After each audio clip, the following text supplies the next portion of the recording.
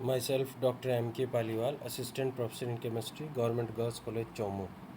बच्चों, मैंने आपको IR स्पेक्ट्रोस्कोपी में बहुत सारी बातें बताई। मैंने कहा था कि इसके मेन एप्लीकेशन जो है वो फंक्शनल ग्रुप डिटर्मिनेशन है और आइडेंटिफिकेशन ऑफ टू कंपाउंड्स है। मतलब दो कंपाउंड जो या तो सेम हो उनका आइडेंटिफिकेशन या डिफरेंट हो उनका आइडेंटिफिकेशन करना, तो उसके बारे में मैंने आपको बताया था। तो फंक्शनल ग्रुप का आइडेंटिफिकेशन करने में इसमें जो एनर्जी की वैल्यू है या फ्रीक्वेंसी की वैल्यू है या यूँ कि ये वेव नंबर की वैल्यू जो है वो किसी विशेष ग्रुप के लिए निश्चित होती है, तो उसके आधार पर अपन डिटरमाइन कर सकते हैं। तो आज हम इन्हीं जो वेव नंबर हैं या वेव नंबर की वैल्यू है, वेव नंबर क्या होता है, न्यू बार होता है, क्योंकि E=H न्यू और न्यू C/λ होता है और लैम्डा 1/λ बार होता है। तो वैल्यू जो है वो किसी में भी ली जा सकती है। आप एनर्जी की वैल्यू ले सकते हो, फ्रीक्वेंसी की वैल्यू ले सकते हो, लैम्डा की वैल्यू ले सकते हो, वेव नंबर की वैल्यू ले सकते हो। तो एनर्जी, वेव फ्रीक्वेंसी और वेव नंबर जो है वो डायरेक्टली प्रोपोर्शनल होते हैं, जबकि लैम्डा जो होता है वो इन्वर्सली प्रोपोर्शनल होता है। डायरेक्टली प्रोपोर्शनल का मतलब ये होता है एनर्जी बढ़ती है तो फ्रीक्वेंसी बढ़ती है, फ्रीक्वेंसी बढ़ती है तो वेव नंबर बढ़ता है। परंतु अगर एनर्जी, फ्रीक्वेंसी और वेव नंबर बढ़ता है तो लैम्डा यानी तरंग दैर्ध्य की वैल्यू कम होती है। तो ये ट्रेडिशनली इसमें IR जो स्पेक्ट्रोस्कोपी है उसमें जो वैल्यूज़ ली गई हैं वो वेव नंबर के रूप में ली गई हैं, यानी कि सेंटीमीटर इन्वर्स के रूप में ली गई हैं। तो मैं यहाँ पर कुछ वाइब्रेशनल फ्रीक्वेंसी के बारे में बात कर रहा हूँ। वो फ्रीक्वेंसीज़ अपने को याद रखनी है, बहुत इम्पॉर्टेंट होता है, और इसी के आधार पर अपन बता सकते हैं कि हमारे जो दिया गया कंपाउंड है या सैंपल है उसमें कौन सा फंक्शनल ग्रुप प्रेजेंट है। तो सबसे पहले हम बात करते हैं 3400 से 3600 सेंटीमीटर इन्वर्स। 3400 से 3600 सेंटीमीटर इन्वर्स के रूप में मैंने आपको बताया था वैल्यू कि जो 4000 सेंटीमीटर इन्वर्स से लेकर 1300 सेंटीमीटर इन्वर्स तक तो होता है फंक्शनल ग्रुप रीजन, और 1300 सेंटीमीटर इन्वर्स से लेकर 665 सेंटीमीटर इन्वर्स तक जो होता है वो फिंगरप्रिंट रीजन रहता है। तो फंक्शनल ग्रुप में यानी फंक्शनल ग्रुप की जो करेक्टरिस्टिक पीक होगी वो 4000 सेंटीमीटर से इन्वर्स से लेकर 1300 सेंटीमीटर इन्वर्स के बीच में होगी। तो हम इनकी बात करते हैं और यही बहुत इम्पोर्टेंट है, यही आपको याद रखना है। तो सबसे पहले आता है 3400 से लेकर 3600 सेंटीमीटर इन्वर्स में। इसमें तीन जो हैं वो आपको फंक्शनल ग्रुप मिल सकते हैं। देखो, पहले मैंने ऊपर वेव नंबर लिया है, फिर पॉसिबल फंक्शनल ग्रुप लिया है और उसका कमेंट लिया है कि क्या हो सकता है। तो अगर 3400 से 3600 सेंटीमीटर इन्वर्स के बीच में हमारे को ब्रॉड और स्ट्रॉन्ग पीक मिलती है तो OH स्ट्रेचिंग होती है, यानी कि OH स्ट्रेचिंग हमारे को मिलेगी, यानी कि OH ग्रुप हमारे को मिल सकता है। और अगर शार्प विथ टू स्पाइक होगी तो NH2 जो ग्रुप है वो हमारे को मिलेगा। ठीक है, शार्प विथ वन स्पाइक वो NH ग्रुप होगा, सॉरी इसमें गलती से लिखा गया है NH2, NH ग्रुप होगा। ठीक है, वन स्पाइक के साथ अगर होगा तो शार्प पीक होगी और उसके साथ वन स्पाइक होगा तो NH ग्रुप होगा, और टू स्पाइक होंगी तो उसके साथ NH2 ग्रुप होगा। ठीक है, फिर लगभग 3300 सेंटीमीटर इन्वर्स के पास यहाँ पर CH स्ट्रेचिंग होगी और मीडियम पीक होगी, वो होगी कार्बन कार्बन ट्रिपल बॉन्ड के साथ जुड़ा हुआ जो हाइड्रोजन होगा, CH स्ट्रेचिंग पाई जाएगी। फिर देखिए 3000 से सेंटीमीटर इन्वर्स से जस्ट अबव जो है वह कार्बन कार्बन डबल बॉन्ड वाला जो CH स्ट्रेचिंग होगी वो होगी, और वो मीडियम और वीक पीक होगी। और इससे जस्ट बिलो होगी वो होगी, क्या होगी, कार्बन कार्बन बॉन्ड के साथ CH जो स्ट्रेचिंग है, सिंगल बॉन्ड के साथ जो स्ट्रेचिंग है वो होगी, और ये भी मीडियम और वीक पीक होगी।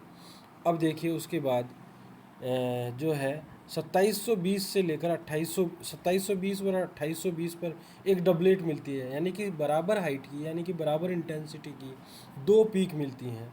तो वह एल्डिहाइड में CH स्ट्रेचिंग, एल्डिहाइड ग्रुप का CH स्ट्रेचिंग होगा और वह फर्मी रेजोनेंस के कारण से होता है।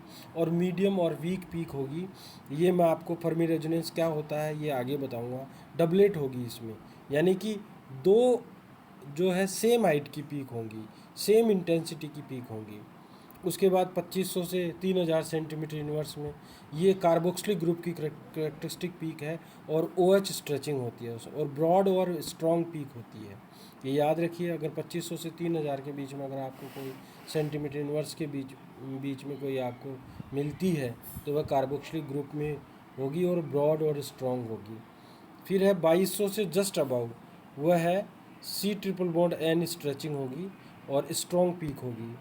और इससे 2200 से जस्ट नीचे carbon triple bond carbon stretching वाली पॉसिबल फंक्शनल ग्रुप है, ट्रिपल बॉन्ड होगा और उसकी मीडियम और वीक पीक होगी। अब देखिए ये बहुत इंपॉर्टेंट है 7A, इसमें जो कार्बोनिल ग्रुप CO स्ट्रेचिंग जो है वो possible functional group CO stretching है। अब CO के साथ कई और जुड़े हो सकते हैं, जैसे CONH2 है, COR है, COH है, COR है, COCl है। तो इसमें जो CH स्ट्रेचिंग होगी इन ग्रुप में वो अलग अलग पेगी। 1690 के आसपास होगी, वो तो होगी एमाइड में, ये होगी कीटोन 1710 के आसपास कीटोन में होगी और 1725 के आसपास होगी वो CO स्ट्रेचिंग एसिड में होगी। 1735 के आसपास एस्टर में स्ट्रेचिंग होगी। 1740 के आसपास जो है वो एस्टाइल क्लोराइड के बीच में होगी। ये जो पीक होती हैं वो इसके आसपास होती हैं और ये बहुत स्पेसिफिक पीक्स होती हैं और स्ट्रॉन्ग पीक होती हैं और ये बहुत बढ़िया इंडिकेशन किसी फंक्शनल ग्रुप के बारे में देती हैं, क्योंकि देखिए इनमें बहुत डिफरेंस बहुत कम है। अगर 1690 92 93 या 88 या 89 87 ये आता है तो वो एमाइड है कन्फर्म, CONH2 है। 1710 के आसपास कोई पीक मिल रही है तो वह कीटोन है। 1725 के आसपास है तो कार्बोक्सिलिक एसिड है। 1735 के आसपास है तो एस्टर है और 1740 के आसपास है तो एस्टर क्लोराइड है। अब देखिए 7B जो है वो बहुत इंपॉर्टेंट है। ये जो है हमारे को एक डबलेट मिलती है 65 के डिफरेंस के, 65 सेंटीमीटर यानी 65 के डिफरेंस पे वो मिलती है 1745 से 1800 या फिर 1790 से 1850 के बीच में, और ये कपल्ड वाइब्रेशन के कारण से एनहाइड्राइड में मिलती है। तो ये बहुत इंपॉर्टेंट पीक है। इसके बाद 1450 से लेकर 1650 तक, 1450 से लेकर 1600 तो एरोमेटिक सिस्टम की 3 से 4 पीक मिलती हैं और ये मीडियम पीक्स मिलती हैं, ये है। फिर 1660 से 1680 जो है वो C डबल बॉन्ड N की जो है वो स्ट्रेचिंग मिलती है और स्ट्रॉन्ग और मीडियम मिलती है। फिर 1640 से 1660 तक ये जो है पीक हो C डबल बॉन्ड C की मीडियम और वीक पीक मिलती है। फिर 1150 से लेकर 1350 में जो है CO की OC जो है वो स्ट्रॉन्ग पीक मिलती है और इससे जस्ट नीचे होती है वो COC में जो मिलती है वो पीक मिलती है। तो ये आपको याद रखनी है। फिर देखिए यहाँ पर अगर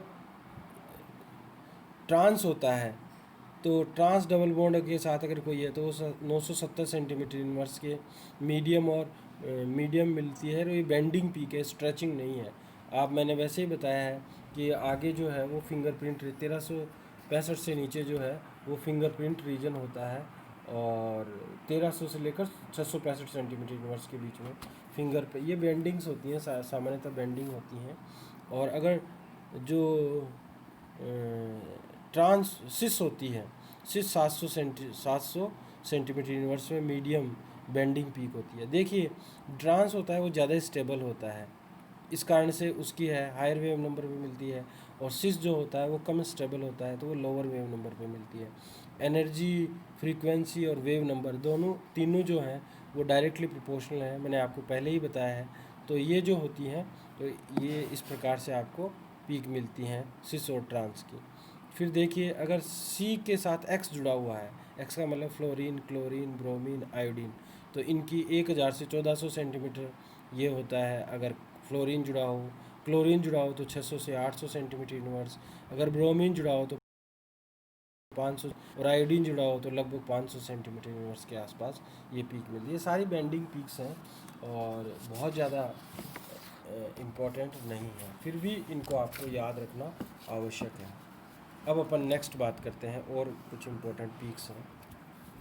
अगर एरोमेटिक सिस्टम है और वह मोनोसब्स्टिट्यूटेड है तो हमारे को मोनोसब्स्टिट्यूटेड जो होता है ना, तो वो हमारे को मिलता है कहाँ पर 690 से 710 सेंटीमीटर इनवर्स, या 735 से लेकर 770 सेंटीमीटर। मेटा सब्स्टिट्यूट होता है इसमें, तो ये 690 से 710 या 750 से लेकर 800 सेंटीमीटर इनवर्स से 2 पीक मिलती हैं।